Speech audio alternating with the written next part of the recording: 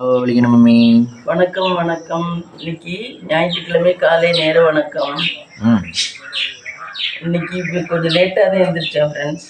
எத்தனை மணிக்கு ஸ்டார்ட் ஆச்சு விழிக்கணும் மம்மி? இன்னைக்கு 6 மணிக்கு தான் எந்திரிச்சு பாலை காய்ச்சி காப்பி போட்டு குடிச்சிட்டு இன்னைக்கு இந்த மருந்தெல்லாம் குடிக்கல. நேற்று குடிச்ச அனுபவம் குடிச்ச அனுபவம் இனிமேல் தொடுவேன். நான் இனிமேல் தொட மாட்டேன் அந்த மருந்து. நேற்று அந்த அளவுக்கு பாடுபடுத்திருச்சு. ஆமாம், அந்த அளவுக்கு பாடுபடுத்திருச்சு அப்பா. வலிக்க நம்ம குளிக்கவே இல்லை. மருந்து விருந்து 3 நாள் தான், அதுக்கு மேலே சாப்பிடக்கூடாது. ஆனால் எஸ்ஜே ஹார்ட் அவர் சொல்றாரு டெய்லி சாப்பிடலாம், இதெல்லாம் அருமருந்து அப்படிங்கிறார். நல்ல அருமருந்துன்னா அவர் சாப்பிடுவார். அவர் டெய்லி குடிக்க வேண்டியதானே. அவர்கிட்ட கமெண்ட்ல கேட்கணும். கொத்தமல்லி சூடா இதுவானு தெரியல. கொத்தமல்லின்னா இந்த நம்ம இதுக்கு அரைக்கிறோம்ல, தனியா அதை போட்டு குடிச்சுதான் நேத்தெல்லாம் வைத்தால் உனது. தனியா, ஏலக்காய், தண்ணி, இது கருப்பட்டி, 3. தனியா டீ.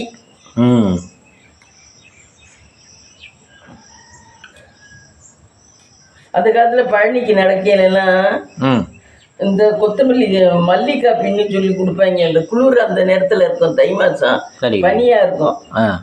மல்லிக்காய் பின்னு சொல்லி கொண்டாந்து சூடா கொடுப்பாங்க, அதை வாங்கி குடிப்போம் நடக்கும்போது பழனிக்கு. ஏதோ இங்க இருந்து போட்டுக்கிட்டு வந்து கொடுப்பாங்களா இல்ல அங்கே அந்தந்த ஊர்ல போட்டு கொண்டாந்து கொடுப்பாரு சூடா. அவங்கள்ட்ட கொஞ்சம் தான் இருக்கும், ஒரு 10 டம்ளருக்கு தான் இருக்கும். அதை கொண்டாந்து கொடுத்து காசு கொடுத்து வாங்கி குடிக்கணும். ஆமா. நீங்க எத்தனை வாட்டி மம்மி போயிருக்கீங்க? 2 வருஷம் பழனிக்கு நடந்திருக்கேன். அதுக்கப்புறம் நடக்கிற வரைக்கும் நம்மளை விட்டுரும். நடந்து வந்ததுக்கு அப்புறம் நம்மளுக்கு உடம்பு வலிக்கும் பாரு. நடக்கிற வரைக்கும் நம்மளை விட்டுரும். அப்ப நடந்து போயிட்டு வந்துடலாம். நடந்து போயிட்டு வந்ததுக்கு அப்புறம் நம்மளை ரொம்ப பாடாப்படுத்தும் உடம்பு.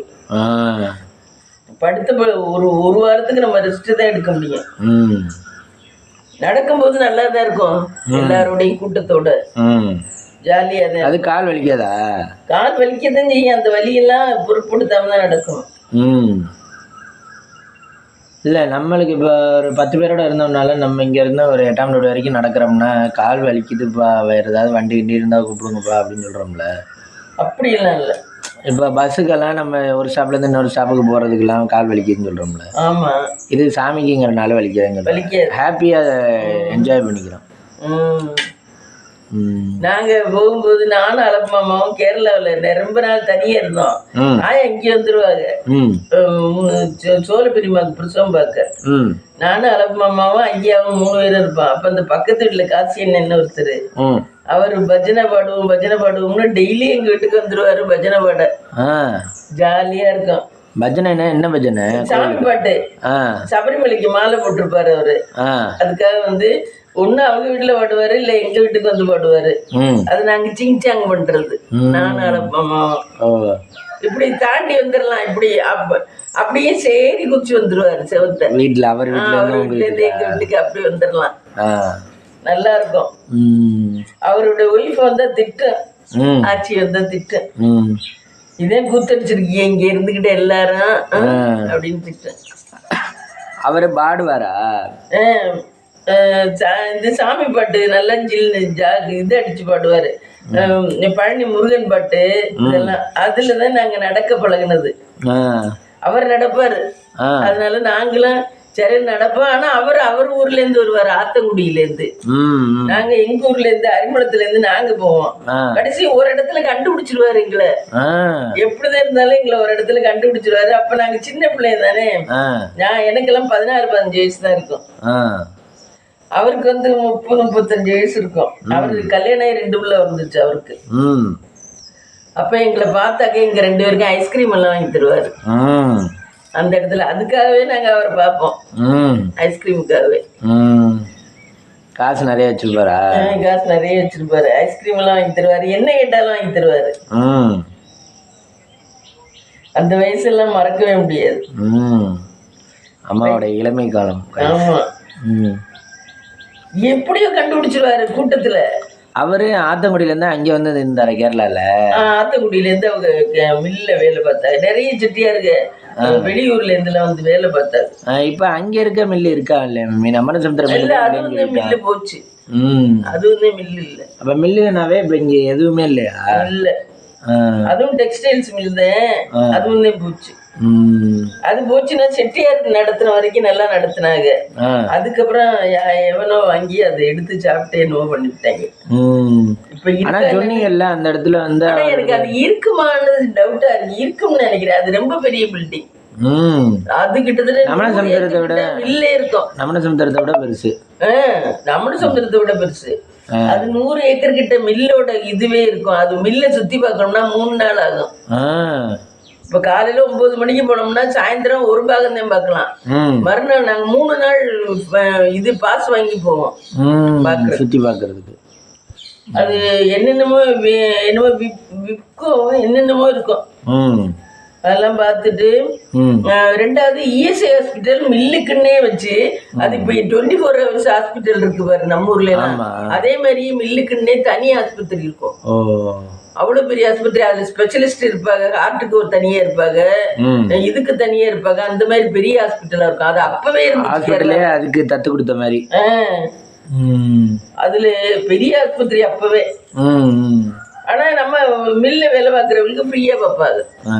ஆமா, அங்க தொழிலாளர் அந்த மில்ல வேலை பார்க்கறதுனால ஃப்ரீயா பார்ப்பாங்க. சூப்பரா இருக்கும். ஹாஸ்பிட்டல்லாம் சூப்பரா இருக்கும். இப்ப இங்க 24 hours ஹாஸ்பிட்டல் எல்லாம் பிரைவேட் வச்சு அப்படி நடத்துறாங்க. அது இதுவாவே இருக்கும். கவர்மெண்ட் மாதிரி இல்ல, மில்லுல இருந்து. அங்கே பார்த்துருக்கீங்களா மம்மி ட்ரீட்மெண்ட்டு? அங்கே பார்த்துருக்கோம் நாங்கள். நல்லா பார்ப்பீங்களா? ஐயாவெல்லாம் அங்கேதான் போய் படுத்துக்குவாங்க. வீசிங்னு சொல்லிட்டு அங்கே போய் சாயந்தரம் மில்லு போவாங்க. இங்க வீட்டுக்குள்ள பிரச்சனை வரும், வீட்டுக்கு திருப்பி போனான்னு சந்தேகமா இருந்துச்சுன்னா நேர போய் நான் மில்ல போய் ஆஸ்பத்திரியில போய் படுத்துட்டேன்னு சொல்லுப்பான்னு இன்னொருத்தர் வந்து சொல்லிட்டு அவங்க போய் படுத்துக்கிட்டுருவாங்க. அங்க படுத்தா முட்டை கொடுப்பாங்க, பண்ணு கொடுப்பாங்க, சாப்பாடெல்லாம் கொடுத்துருவாங்க. அங்கே போய் ஆஸ்பத்திரியில படுத்தோம்னா என்ன, அதை சாப்பிட்டு பேசாம தூங்க வேண்டியதுனா? ஆமா, அதை சாப்பிட்டு பேசாம தூங்க வேண்டியதான். அங்க கொடுக்குற மாத்திரையை தின்னா திங்கலாம், இல்லைன்னா கீழே போட்டுவிட்டு தூங்க வேண்டியதான். அவங்க அப்படி அவங்க செக் பண்ணி பார்த்துட்டு உங்களுக்கு உடம்புல ஒண்ணும் இல்லைன்னு சொல்ல மாட்டாங்களா? அப்படிலாம் சொல்ல மாட்டாங்க. அங்கெல்லாம் நம்ம வச்சிருந்த சட்டம் இஎஸ்ஐல காமிச்சோம்னா, சார் எனக்கு உடம்பு சரியில்லை சார் அப்படின்னோம்னா, சரி நீங்க பெட்ல சேர்ந்துக்கிறீங்களா? சேர்ந்துக்கிறேன் அப்படின்னா அவ்வளவுதான், முடிஞ்சு வச்சு. அதே மாதிரி வர்றதும் எப்போ வேணாலும் வரலாமா? வர்றது ஆயா திட்டி கத்தி வர சொல்லுவாங்க. அங்கே போய் படுத்துட்டேன் மனுஷன் அப்படி இப்படி. வீட்டுக்கு வந்தா எதுவும் இல்லைங்கன்னு தெரிஞ்சிச்சுன்னா நேரம் போய் படுத்துருவாங்க. பரவாயில்ல, அப்பவே சூட்சம் அவங்க குறுக்கோடியெல்லாம் நல்லா கண்டுபிடிப்பாங்க. ஐயா பயங்கரமான ஆளு. உங்களுக்கு எல்லாம் உங்க அப்பா கூட்டி கொண்டு ஏதாவது வாங்கி கொடுத்துருக்காளா மம்மி? இங்க ஒண்ணுமே வாங்கி கொடுத்தது கண்டுக்க விட மாட்டாங்களா? அதுக்கு நாங்க 6 பிள்ளைய இல்ல, அங்க இருந்தது 2 பேரும் 3 பேர் தானே. நாங்க என்ன ஸ்கூலுக்கு போயிட்டு வருவோம், வர்றது இது இப்படித்தான் இருக்கும். ஸ்கூலுக்கு போயிட்டு வருவோம், வந்தா படிக்கிறது எழுதுறது. அப்பான்னு ஒண்ணு கேட்க மாட்டீங்களா? அவங்க என்ன, அவங்கள பெரிய பிரதம மந்திரி மாதிரி வச்சுக்கிறது ஆயா. அவங்க வேலைக்கு போற ஆளா என்ன? ஆயா இங்க வந்தப்ப அவங்க மட்டும் தானே இங்க இருந்திருப்பாங்க. அப்ப நாங்க யாருமே கண்டுக்க மாட்டாங்க. நாங்க வாட்டுக்கு காசியனோட நானும் அழகுமாவும் காசியன் அடிச்சுக்கிட்டு இருப்பீங்க, கூத்தடிச்சுக்கிட்டு இருப்போம். இவங்களும் எங்களோட ஜாலியா சேர்ந்துக்குவாங்க. ஐயாவும் காசியனை எங்களுக்கு செய்யறதுக்காக வேண்டிட்டு ஐயாவுக்கு எல்லாம் செய்வாங்க வாங்கி கொடுத்து. அது ஒரு என்ஜாய்மெண்ட் ஃபுல்லா தான் இருந்துச்சு. ஆனா அது பக்குன்னு இருக்கு. ஆயா வந்தா திட்டாளோன்னு இருந்தாலும் அவ வாட்டுக்கு இங்கே ஜாலியா இருக்கா, நம்ம அங்கே ஜாலியா இருப்போம். நான் அங்கே ஜாலியா இருக்கேன். காசினை நல்ல பொறுப்பான அண்ணன். அவங்க மையம் ஒருத்தன் இப்ப டாக்டரா இருக்கேன், சாத்தப்பன்னு சொல்லிட்டு ஒருத்தன் டாக்டரா இருக்கேன், பெரிய டாக்டரா இருக்கேன். படிக்க வச்சு விட்டாரு. அப்பவே இங்கிலீஷ் மீடியம் ஸ்கூலுக்கு மழை ஊத்தும், அதுல கொண்டு விட்டு கூட்டிட்டு வருவாரு. நல்ல பொறுப்பா இருப்பாரு. அவங்க கொண்டாட்டு தான் பொறுப்பு இல்லாம இருப்பா. மங்கை நல்லா இருக்கு அந்த வாழ்க்கையெல்லாம். இப்ப அதுக்கப்புறம் நீங்க அங்க இருந்து வந்ததுக்கு பிறகு அவங்க அங்கதான் இருந்தாங்களா? அங்கேதான் இருந்தாங்க. நான் அழகம்மா கல்யாணத்துக்கு பார்த்தேன். அவங்க இப்ப கோட்டையூர்ல இருந்தாங்க. அந்த மங்கையாச்சியை பார்த்தேன். நானும் ஜோலியும் போய் வைக்கல மங்கையாச்சியை பார்த்தோம் ஒரு வாட்டி. அப்பதான் சொல்லிச்சு டாக்டருக்கு படிக்கிறேன், டாக்டருக்கு படிச்சுட்டேன் அப்படின்னுச்சு. அந்த சாலன் 3வது குட்டி இப்படி வச்சிருந்தா அது அப்படியே கீழே விழுந்துரும். எத்தனை வாட்டி விழுந்துருக்குங்கிற அவங்க வீட்டுல. ஆட்டோமேட்டிக்கா அதுவாவே கீழே பிறண்டு 2 விழுந்துரும். அவங்க 2 பேருமே கவனிக்க மாட்டாங்க. சத்த நேரம் கத்தா அப்புறம் தூக்கி தேய்ச்சி விடுவாங்க, முடிஞ்சு வச்சு. அந்த குட்டி நல்லாதான் இருக்குன்னா அதெல்லாம் விழுகிறதெல்லாம் அடிபடாது இருக்கு. அதுல தானே விழுகுது. ஆமா, ரொம்ப அடிபடாது. ரொம்ப உயரத்துல இருந்து விழுந்தானே. ஆமா, நம்ம ரொம்ப உயரத்துல இருந்து விழுக மாட்டோம்ல. ஆமா, இந்த உயரத்துல இருந்து விழுகுங்க. அவங்க அங்கன போட்டு அவங்க வேலை வைப்பாங்க, அது விழுந்துருங்க. அங்கெல்லாம் தண்ணி எப்படி காலையில பிடிப்பீங்களா? தண்ணி எல்லாம் எந்த நேரமும் வரும். இங்க எந்த நேரமும் வரும். குடிக்கிற தண்ணி. ஆமா, அங்க 24 hours வரும். தண்ணி வராதனாலே இருக்காது. மழை வர்றதுனால நேரமும் வரும். ஆமா, டேங்க்னா அவ்வளவு பெரிய டேங்கா இருக்கும் எங்களுக்கு எல்லாம். எப்படி இந்த வீட்டுக்கு அளவு இருக்கும் டேங்க்.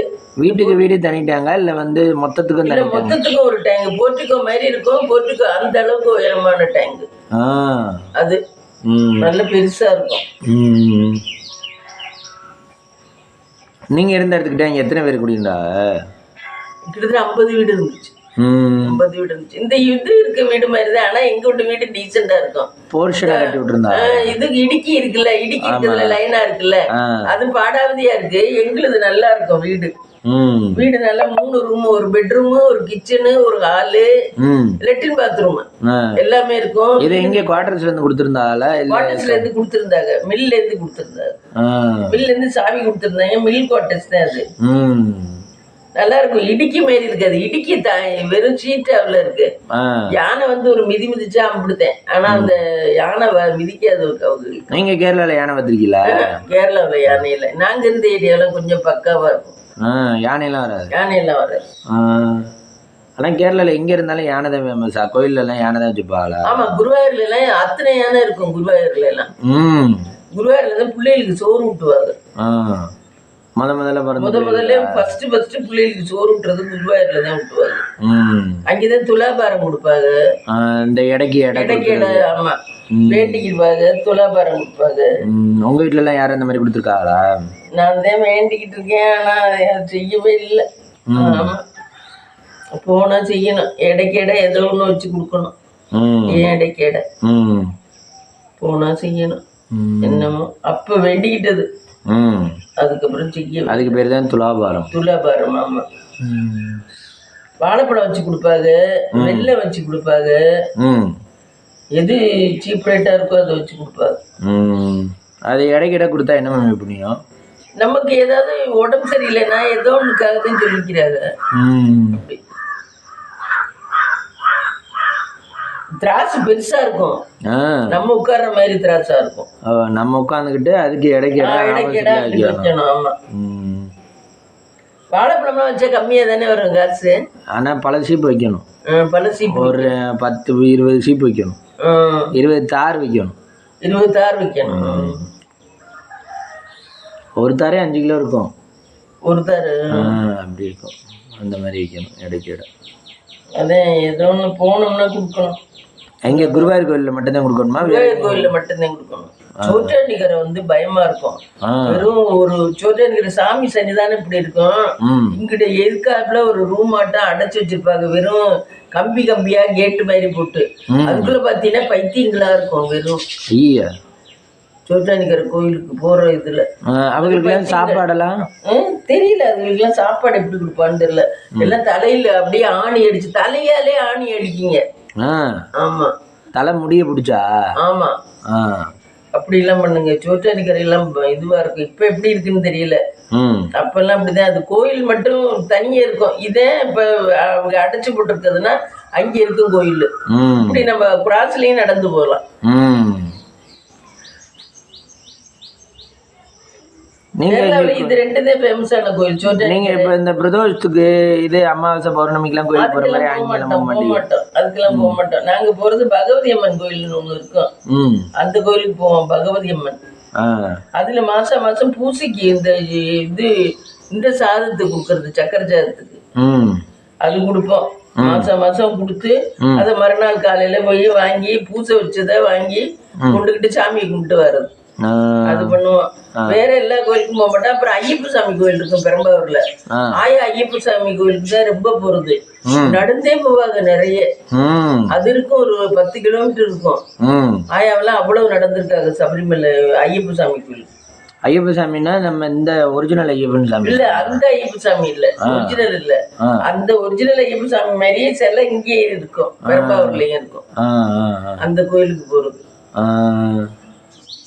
அங்கேதான் இருமுடி எல்லாம் கட்டுவாங்க சபரிமலைக்கு போறவங்க எல்லாம். கேரளால இருந்து போறவங்க. கேரளால இருந்து போறவங்க. ஆமா, கேரளால இருந்து சபரிமலை பக்கம். ஆமா, கேரளால இருந்து பக்கம். ஒரு நாள்லயே போயிட்டு வந்துடலாம்.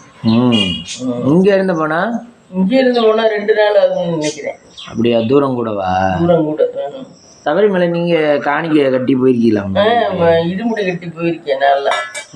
நான் ஒரு வாட்டி போயிருக்கேன். எனக்கு 5 வயசு 6 வயசு அப்ப போயிருக்கேன். நான் பாஸ்மாமா ஐயா 3 பேரும் போனோம். நீங்க எல்லாம் சின்ன பிள்ளையில நல்லா கூத்தடிச்சிருக்கீங்க. சிங்சாங் போடுறது, கோயிலுக்கு போறது, இருமுடி கட்டுறது. அந்த வயசு நான் ஜாலியா இருந்த வயசு. அதுக்கப்புறமெல்லாம் வாழ்க்கை ரொம்ப பருப்பா போச்சு. பொறுப்பா இருக்கணும், பொறுப்பா இருக்கணும்னு ஒரு வழியா பொறுப்பா இருக்கணும்னு சொன்னாங்க. ஆனா எந்த அளவுக்கு பொறுப்பா இருக்கணும்னு சொல்லல. ஆமா, பருப்பா வாழ்க்கை. அப்ப சின்ன வயசுல கொஞ்சம் ஜாலியா தான் இருந்தோம். அந்த வயசு தான் கொஞ்சம் கவலை இல்லாம இருந்த வயசு.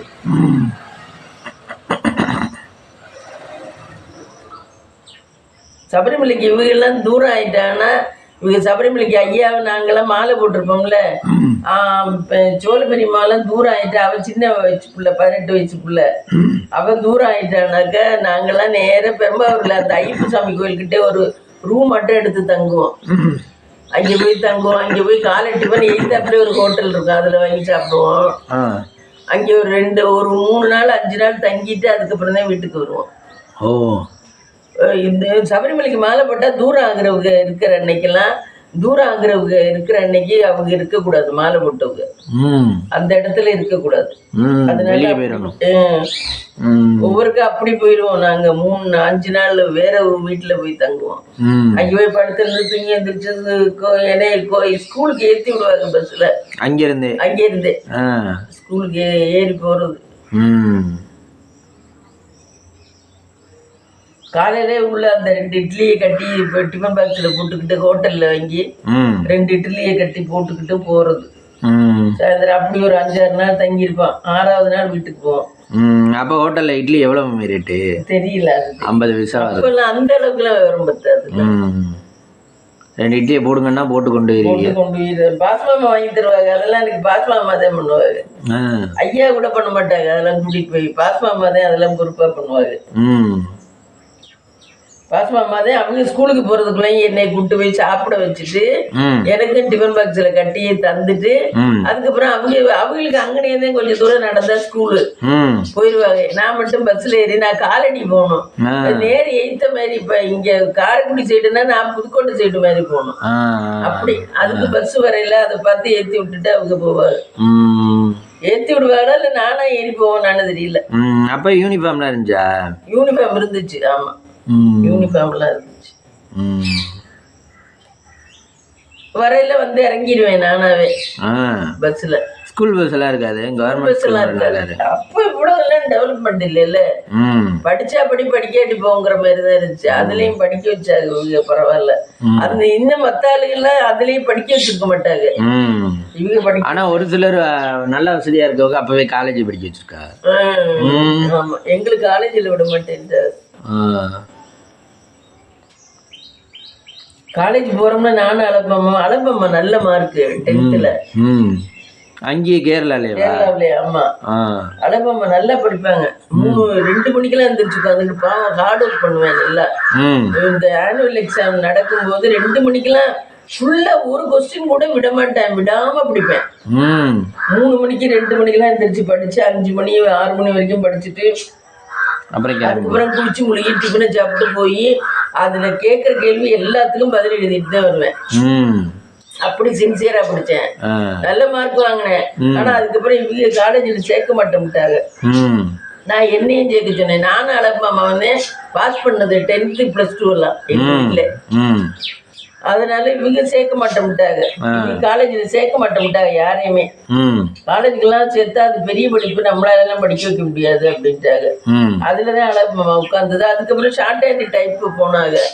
அதுலயும் ஷார்ட் ஹேண்ட்லயும் நல்ல நல்ல மார்க். அழகம்மா மட்டும்தான் பாஸ் பண்ணது இன்ஸ்டியூட்ல ஷார்ட் ஹேண்ட்ல. அழகம்மா மட்டும்தான் பாஸ் பண்ணது. நான் ஷார்ட் ஹேண்ட் படிக்கல, இது டைப் மட்டும் படித்தேன். அதே இன்ஸ்டியூட்டுக்கு நானும் போய் டைப் மட்டும் படித்தேன். ஒரு 6 மாதம் படிச்சிருப்பேன். டைப் மட்டும் போய் படித்தேன். நான் பஸ்ஸில் தான் போகணும். அப்போதான் கண்டக்டர் என்கிட்ட டிக்கெட்டே வாங்க மாட்டேன். ஒரு கண்டக்டர் அவன் எப்படி வருவேன்? அவன் எப்படி போவேன்னு தெரியல, அவன் நடந்து போயிடுவேன். சைக்கிள்லாம் இருக்காது?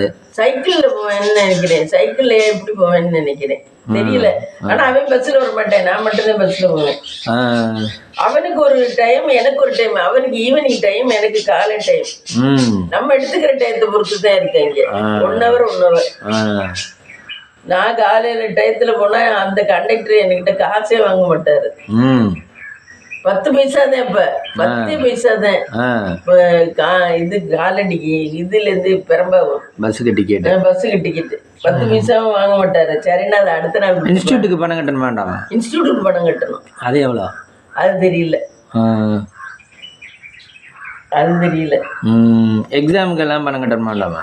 எக்ஸாமுக்கு எல்லாம் பணம் கட்டணும். ஆனா நான் எக்ஸாம்லாம் எழுதல, சும்மா 3 மாசம் 6 மாசம் இந்த தையல் கத்துக்கிட்ட மாதிரிதான் நான் எல்லா பொழப்புமே. எல்லாம் ஸ்டாண்டர்டாவெல்லாம் போகல, சும்மா கொஞ்ச நாள் போனேன், அவ்வளவுதான். நான் எதுலையுமே ஒரு தெளிவு இல்லாம இருந்துட்டேன் அப்பெல்லாம். அதனாலதான் நான் இதுங்க முடியல.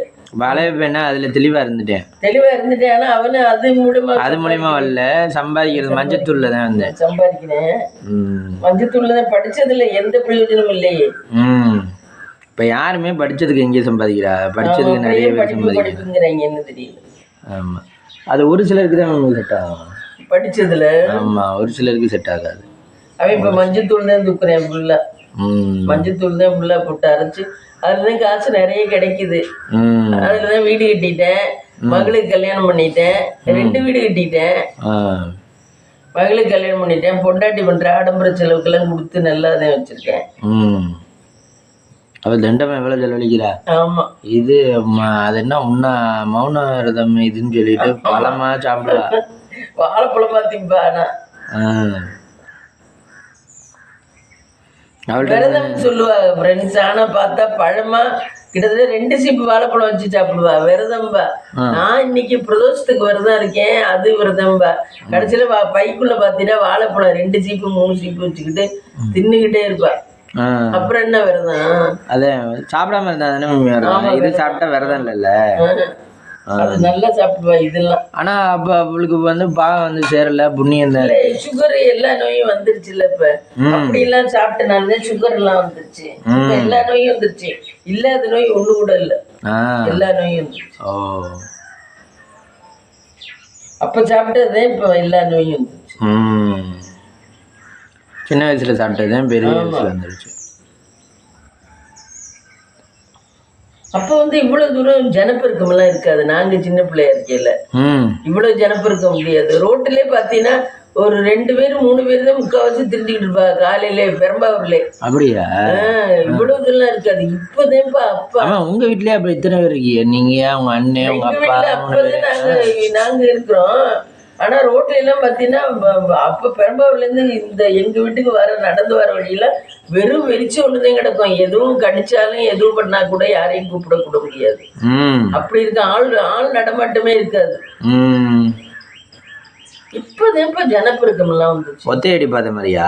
ஒத்தையடி பாதையில ரோடாதான் இருக்கும். இப்படி நல்ல பெரிய இது கூட ரோடு இல்ல, நம்ம அங்கே போறோம்ல மெயின் ரோடு, அந்த மாதிரி ரோடாதான் இருக்கும். ஆனா கடைகள் ரொம்ப இருக்காது, ஆளுக இருக்காது. கடைகள்லாம் ரொம்ப இருக்காது. கடையில் இருந்தா தானே ஆளுக இருக்கும். வாங்குவாங்க, பொண்ணுவாங்க, போவாங்க. நாங்க சொல்றோம்ல ஹோட்டல் எய்த்தாப்புல, அந்த ஐயப்பன் கோயிலுக்கு எய்த்தாப்புல அந்த ஹோட்டல்ல மட்டும் ஒரு 5-6 பேர் நிப்பாங்க, அவ்வளவுதான்.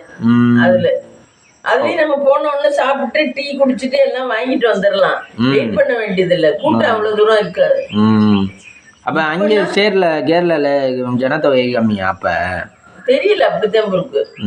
அங்கே கூட்டம் ரஷ் எங்கேயுமே. இப்ப சோட்டானிக்கரை போனாலும் கூட்டம் இருக்காது, இது குருவாயூர் போனாலும் கூட்டம் இருக்காது. நம்ம போன உடனே ஆம்பளை என்ன பனியன் எல்லாம் கழட்டிவிட்டு துண்டை கட்டிட்டு போகணும். அப்படிதான் சாமி கோயிலுக்குள்ள விடுவாங்க. பேண்ட் ஷர்ட் போட்டாலும் விட மாட்டாங்க. அங்க நீங்க பனியன் எல்லாம் கழட்டிட்டு வெறும் ஆளாதான் போகணும். அங்க கீழே மட்டும் ஒரு துண்டை கட்டிக்கிட்டு அப்பதான் கோயிலுக்குள்ள விடுவாங்க அங்கே. ஓ சரி. எல்லா கோயில்லையுமே லேடிஸா இருந்தா சும்மா சேலை கட்டிட்டு போகலாம். அங்க அந்த கோயிலுக்குலாம் மாலை போட்டு நடந்துருவாள்? இல்ல சோட்டானிக்கரைக்கெல்லாம் மாலை எல்லாம் போட மாட்டாங்க. சோட்டானிக்கரைன்னா என்ன? அது என்ன கரையா? அது என்ன சாமி? சோட்டானிக்கரைனா பகவதி அம்மன் பகவதி அம்மன் இங்க அம்மன் அங்க பகவதி அம்மன், இங்க மாரியம்மன், அம்மன் அப்படின்னு சொல்றாங்க. Tamil Nadu development area. வாழ்க்கை சொர்க்க பூமி. பணம் மட்டும் இருந்தா போதும், வாழ்க்கை சொர்க்க பூமி தமிழ்நாடு தான். அங்கெல்லாம் ஆளுகளே ரொம்ப இருக்காது. இப்பவுமே இங்க ஜனப்பெருக்கம் இருக்காதுன்னு தான் நினைக்கிறேன். கேரளாவில் கம்மியா தான் இருக்கும். இங்க கம்பேர் பண்ணல. இங்க ஒரு தெருல எத்தனை பேர் தெரியுதா? ஆமா. அங்கே கொஞ்சம் நல்ல பீஸ்ஃபுல்லா இருக்கலாம்.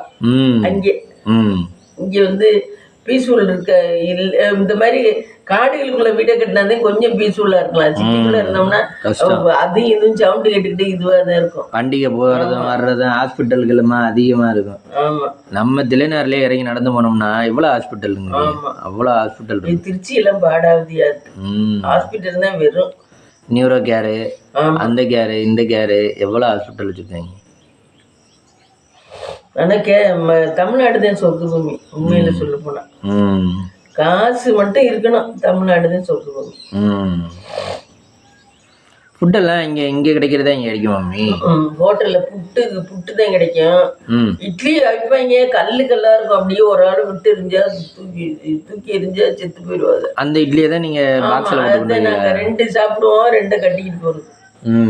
நம்ம ஊர் மாதிரி எல்லாம் புப்புவா இருக்காது இட்லி. இட்லி எல்லாம் கல்லு மாதிரி. ஆனா 2 சாப்பிட்டாவே வயிறு நிறைஞ்சிடும். அப்படிதான் இருக்கும். புட்டு கஷ்டம் தான் ரொம்ப கிடைக்கும். புட்டு இந்த இவ்வளவு பீஸா, புட்டு, கடலைக்கறி, அப்பளம், இதுதான் வைப்பாங்க. நீங்க ஹோட்டல்லையும் அதே இருக்கும். நீங்க கடலைக்கறி வீட்டுல வைப்பீங்களா? வீட்டுல ரொம்ப பண்றது இல்ல. வீட்டுல புட்டு வச்சா ஜீனி, வாழைப்பழம் இதை வச்சுதான் சாப்பிடுறது. நீங்க வேற மாதிரி ரொம்ப எல்லாம் விற்க மாட்டாங்க. ஆயா இட்லி தோசை தான். நம்ம தமிழ்நாடு மாதிரி தான் நம்ம பண்றது. என்னைக்காவது ஒரு நாள் தான் புட்டுக்கு மாவுடிச்சு புட்டை வைக்கிறது. அது அந்த காலத்துல புட்டை வச்சா அது ஆவி வரவே மாட்டேங்குது. ஒவ்வொரு நேரம் ஆவி வந்தாதான் வெந்ததா இருக்கும். அதுக்கு குத்தி குத்தி விட்டு ரொம்ப கஷ்டப்பட்டு பொடியெடுப்பு மாதிரி வச்சிருப்பாங்க. அந்த பொடியெடுப்புல வைப்பாங்க. விறகடுப்பு, பொடியெடுப்பு. அதுமே இப்ப இங்க இதெல்லாம் உளுந்தெல்லாம் கிடைக்குமா? இங்க கிடைக்கிற மாதிரியே உளுந்து, அரிசி, இட்லிக்கு போட மாட்டோம் நாங்களுமே. அப்புறம் நீங்க என்ன சாப்பிடுவீங்க? அது இதுவும் சாப்பிட மாட்டேங்க. சப்பாத்தி, புட்டு, இட்லி தோசை தான். ஆனா ரொம்ப இட்லி தோசைக்கு போட்டு கையில தான் ஆட்டுவா. அப்ப கிரைண்டர்லாம் இல்ல. அப்ப கையில தான் ஆட்டுவா, ஆட்டுக்கல்ல. அப்ப 10 நாளைக்கு 15 நாளைக்கு ஒரு ஆட்டுவாங்கன்னு நினைக்கிறேன். ஃப்ரிட்ஜும் கிடையாது அப்ப அதுவே பெரிய வேலையா இருக்கும்ல. உங்கள்ட்ட வேலை சொல்லிருப்பாங்கல்ல? ஆமா. நீங்க எல்லாம் ஆட்டிருக்கீங்களா? ஆட்டிருக்கேன் நல்லா. பொடி எடுப்புக்கு பொடி வாங்கிட்டு வரணும். அது ஒரு சாக்கு 2 சாக்குன்னு வாங்கிட்டு வருவாங்க. 5000 வாங்கிட்டு வருவாங்க. ஏன் விறகடுப்பா முட்டக்கூடாதா? விறகடுப்பா முட்டுறதுல விறகடுப்புனா விறகு ரொம்ப தீர்ந்து போயிடும். இது பொடி எடுப்புனா பொடியை ஒரு கட்டையை வச்சு பொடியை ஏறி நின்று நானும் அளப்பு மாமாவும் ஏறி நின்று அமுக்குவோம்.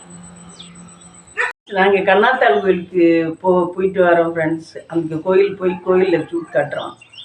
கண்ணாத்தாள் கோயில் அது எங்கே இருக்கு? நாட்டரசங்கோட்டை. நாட்டரசங்கோட்டை.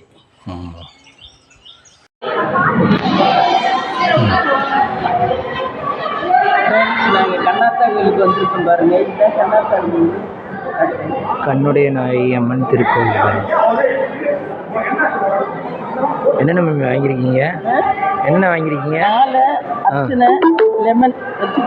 கைஸ் இன்றைக்கி வந்து கண்ணாதாள் கோயிலுக்குள்ளே வந்த உடனே பார்த்தீங்கன்னா பராசக்தின்னு சொல்லி போர்டு வச்சுருந்தாங்க கைஸ். இந்த போர்டில் வந்து எல்லா இன்ஸ்ட்ரக்ஷனும் போட்டிருந்தாங்க. சாமி எப்படி வழிபடணும் அப்படின்னு சொல்லி எந்தெந்த இதில் என்னென்ன பொருள் கொண்டு போகணும் எல்லாமே போட்டிருந்தாங்க.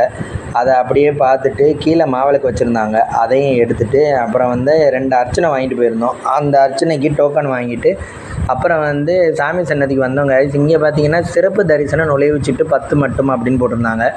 இதில் பார்த்தீங்கன்னா 10 ரூபா கட்டினோம்னா சாமிக்கு பக்கத்தில் போய் உள்ளே கேட்டு தாண்டி போய் உள்ளே கும்பிடலாமா.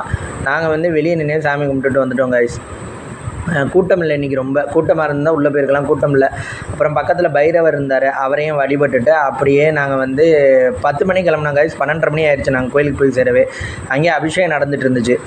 அப்புறம் பார்த்திங்கன்னா அந்த அபிஷேகத்தை சாமியை கும்பிட்டுட்டு அப்படியே நாங்கள் வெளியே வந்தோம் கைஸ். வெளிப்புறத்தில் பார்த்திங்கன்னா இது ஆர்ட் மாதிரி வரைஞ்சிருந்தாங்க. கீழே வந்து அம்மிக்கல் ஒரு 20-30 அம்மிக்கல் இருந்துச்சு கைஸ். இது எதுக்காக வச்சுருந்தாங்க அப்படின்னா பக்கத்து கிராமங்கள்லேருந்து தண்ணி இதெல்லாம் கொண்டு வந்து அம்மிக்கல்லில் கழுவி விரலி மஞ்சளை வச்சு அரைச்சி சாமிக்கு வந்து படையல் மாதிரி வைப்பாங்களாம். அதான் இங்கே ஐதீகம் போல் இருக்குது. அந்த மாதிரி பண்ணியிருந்தாங்க. ஒரு அம்மிக்கல்லுக்கு பக்கத்துலேயும் கோலம் போட்டிருந்துச்சு கைஸ். அம்மிக்கல் குளவி இது 3மே இருந்துச்சு. ஒரு 20-30 அம்மிக்கல் இருந்துச்சு கைஸ். அதையும் அப்படியே நாங்கள் வரும்போது ஷூட் பண்ணிவிட்டு அப்புறம் சென்டரில் பார்த்திங்கன்னா இது சாமி சன்னதி, அதுக்கு பக்கத்தில் பார்த்திங்கன்னா கண்ணாத்தாள் அப்படிங்கிறனால கண்ணாக வரைஞ்சிருந்துச்சு கைஸ். இது வந்து எங்கே இருக்குது அப்படின்னா நாட்டரசங்கோட்டையில் தான் இருக்குது இந்த கோயில். நாங்கள் விசிட் பண்ணது இந்த கோயிலில் பார்த்திங்கன்னா கண்ணுக்கு வந்து நல்ல கண்ணில் ஏதாவது ப்ராப்ளம், கண்ணில் ஏதாவது இதுன்னா வந்து நல்லா வேண்டிக்கிட்டோம் அப்படின்னா சீக்கிரமாக குணமாயிரும் அப்படின்னு சொல்லியிருந்தாங்க. அப்புறம் பார்த்திங்கன்னா அடுத்த சைடு சுற்றி வர்றபோது பார்த்திங்கன்னா சாமி வந்து தேரில் இருக்க மாதிரி இருந்துச்சு கைஸ். இது ஆர்ட் மாதிரியே வரைஞ்சிருந்தாங்க. அதையும் நாங்கள் அப்படியே ஷூட் பண்ணிவிட்டு அபிஷேக விநாயகர்னு பக்கத்தில் இருந்துச்சு. அந்த விநாயகர் வந்து விபூதியே பார்த்திங்கன்னா டிஃப்ரெண்ட்டாக இருந்துச்சு கைஸ். நல்ல சாம்பல் நிறத்தில் நல்ல திக்கு கருப்பில் இருந்துச்சு விபூதி. இந்த மாதிரி விபூதியை நாங்கள் எந்த கோயிலுமே பார்த்ததில்ல. அந்த மாதிரி அபிஷேக விநாயகர்னு சொல்லிவிட்டு அந்த இதில் இருக்க தீபத்தை எடுத்துகிட்டு விபூதியை எடுத்துகிட்டு நாங்கள் அப்படியே வந்து வெளியே வந்துட்டோம் கைஸ்.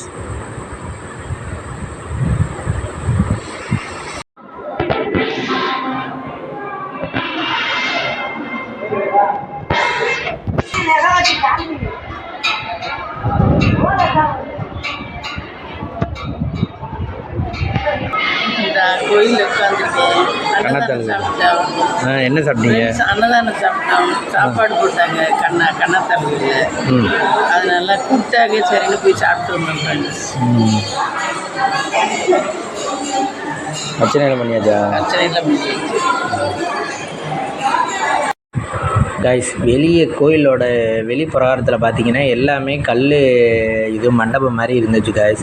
அதாவது பார்த்திங்கன்னா தூண் ஏகப்பட்ட தூண். ஒரு தூணும் பார்த்திங்கன்னா அகலம் கூட, ஒரு அகலமும் பார்த்திங்கன்னா அவ்வளோ பெருசாக அகலம் கூடவாக இருந்துச்சு கைஸ். பார்த்திங்கன்னா வெளியே வந்து நல்லா காற்று வந்துச்சு. பக்கத்தில் பார்த்திங்கன்னா விளக்கு ஏற்றுற மாதிரி வச்சுருந்தாங்க. விளக்கு 2 தீபங்கள் வந்து ட்ரே வச்சுருந்தாங்க. அதில் வந்து தீபம் நிறைய பேர் போட்டிருந்தாங்க. அப்புறம் பார்த்திங்கன்னா இந்த சைடை 4 சைடுமே ஓப்பனிங்காக இருந்துச்சு கைஸ். அப்புறம் பார்த்திங்கன்னா சாமி சன்னதிக்கு போகிற வழிகிட்ட பார்த்திங்கன்னா பிரசாத ஸ்டால் மாதிரி வச்சு வியாபாரம் பண்ணிகிட்டு இருந்தாங்க. இது மேலே பார்த்திங்கன்னா ஒரு தூணும் அவ்வளோ அகலம் கைஸ், அவ்வளோ அகலமாக இருந்துச்சு. இந்த மாதிரி தூண் இவ்வளோ அகலமாக இருக்க தூணை வந்து நாங்கள் வந்து வேறு எந்த கோயிலுமே நான் இது வரைக்கும் பார்த்ததில்லை கைஸ். பக்கத்தில் ஒரு உண்டியல் ஒன்று இருந்துச்சு.